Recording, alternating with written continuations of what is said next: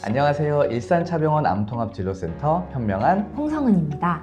오늘은 유방암에 대해서 유방외과 이정선 교수님과 이야기 나눠보겠습니다. 안녕하세요. 일산차병원 유방암센터 이정선입니다. 유방에 발생하는 모든 악성 종양을 말하는 유방암 역시 다른 암처럼 발생 기전이 명확하게 밝혀져 있지는 않습니다. 하지만 발생률을 높이는 여러 가지 위험 인자를 설명해 드릴 수는 있는데요. 가장 대표적인 것은 바로 여성 호르몬인 에스트로겐에 장기간 노출되는 것입니다. 초경이 빠르거나 폐경이 늦은 여성, 임신, 출산, 수유력이 없는 여성의 경우가 여기에 해당합니다. 특히 경부용 피임력을 복용하거나 폐경 후 여성 호르몬 치료 또한 이런 위험 인자로 작용할 수 있습니다. 그렇군요. 많은 여성분들이 폐경 후에는 여성암 발병률이 낮아진다고 알고 계신데요. 오히려 유방암은 50대 발병률이 가장 높다고 합니다. 폐경 후에 체중이 많이 증가해 비만이 되게 되면 지방 조직이 에스트로겐을 공급해 유방암 발병률을 높이는 것인데요. 실제로 폐경 후 비만 여성에서 유방암 위험이 증가한다는 연구 결과도 많습니다. 따라서 고지방 식이, 음주 등 비만을 유발하는 생활 습관은 의식적으로 삼가는 것이 좋겠습니다. 맞습니다. 비만이 정말 유방암에는 아주 위험한 적이 되는데요. 또 유방암은 유전적 요인도 무시할 수 없습니다. 특히 잘 아시다시피 배우 안젤리나 졸리를 통해 유명해진 브라카 유전자라고 있는데요. 이 브라카 1번 혹은 2번 유전자 변이가 있는 여성은 유방암 발생 위험이 일반 여성보다 무려 5배나 8배까지도 높아질 수 있는데요.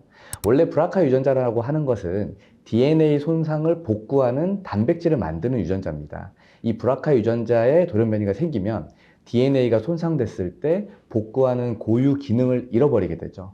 그렇게 되면 유방암이 발생할 가능성이 높아지게 됩니다. 네, 만약 유방암에 걸린 가족이 있거나 친척이 있으시고 그들이 브라카 1, 2번의 검사 결과상 브라카 변이가 있다면 20대 여성이라 할지라도 전문의와 반드시 상담을 통해서 유전자 검사를 받아보시는 것이 좋습니다. 특히 본인에게 브라카 1번, 2번 유전자 변이가 있다면 30대부터 MRI 등 특수한 개별적 검진을 통해서 유방암의 검진을 주기적으로 받는 것이 매우 중요합니다.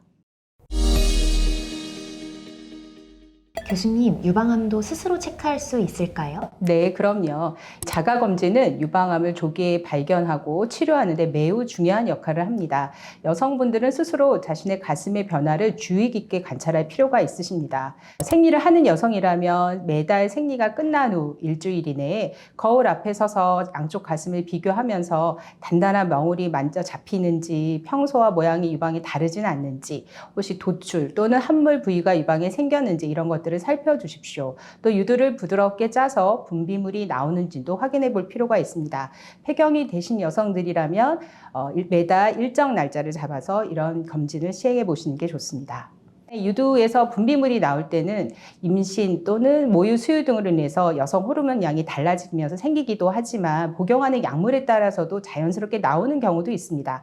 하지만 유두 분비물이 일시적이지 않고 계속 분비되면서 유두 중 한쪽에서만 나오거나 아니면 한 유두의 하나의 구멍에서만 나오거나 하는 경우 또는 색깔이 혈액이 섞인 듯한 검붉은 유두 분비물이 나온다면 유방암뿐만 아니라 다른 관내 유두종 등 유방의 다른 질환일 가능성이 있기 때문에 의사를 만나시고 여러 검사와 치료가 필요할 수도 있습니다.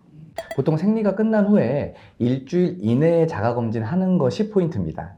생리 후에 일주일 이내에 가장 가슴이 부드럽기 때문에 이 정상적인 젖멍울과는 비교되는 단단한 종괴를 느끼기 쉬운 시기입니다. 그래서 이때 하는 게 중요하고요. 자가검진은 그 자체로 중요한 예방 방법이며 만약 이상이 발견되면 반드시 병원에 와서 전문적인 검사를 받기를 권고드립니다.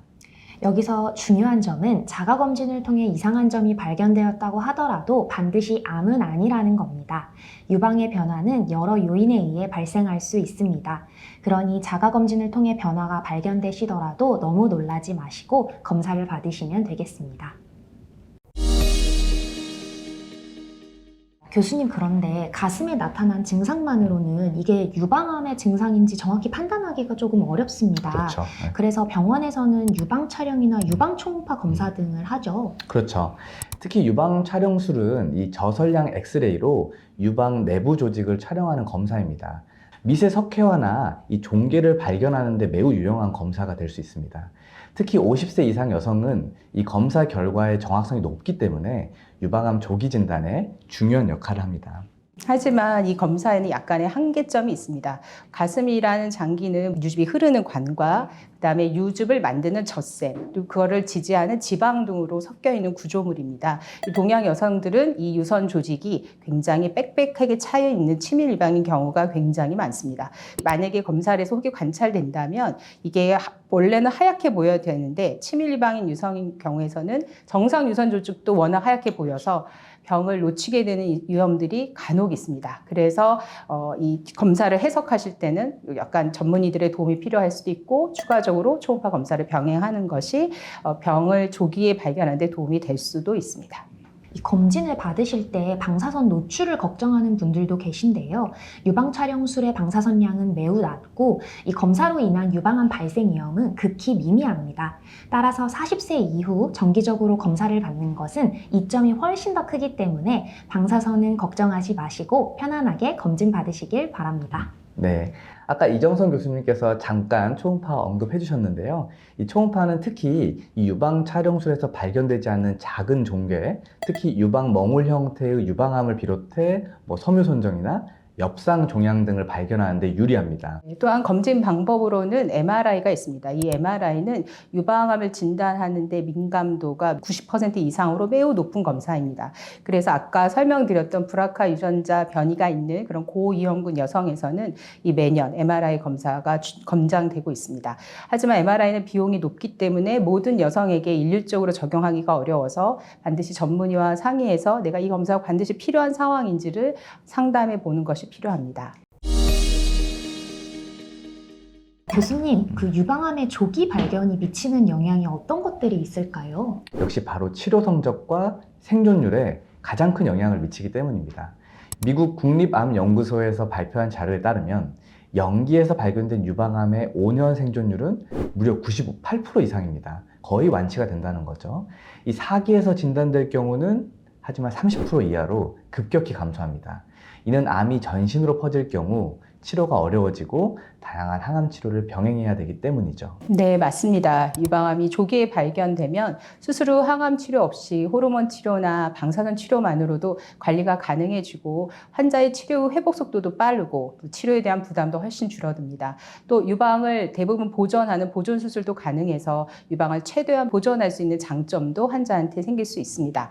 최근 유방암 발병 연령대가 중장년층에서 20에서 30대까지로 많이 넓어지고 있습니다. 젊은 나이에 발생하는 암일수록 훨씬 공격적이고 치료 예후가 좋지 않기 때문에 평소에 건강에 각별한 신경을 쓰시는 것이 중요합니다. 이 영상을 보는 모든 분들이 자신의 몸 상태에 주의를 기울이고 정기적인 자기검진과 건강검진을 생활화하며 작은 변화라도 발견되는 즉시 병원을 방문하는 적극적인 태도를 가져주시면 좋겠습니다. 오늘은 유방암 발생 원인과 조기 발견의 중요성에 대해 알아보았습니다. 궁금한 점이 있다면 댓글 남겨주세요. 유익한 정보로 다시 돌아오겠습니다. 감사합니다.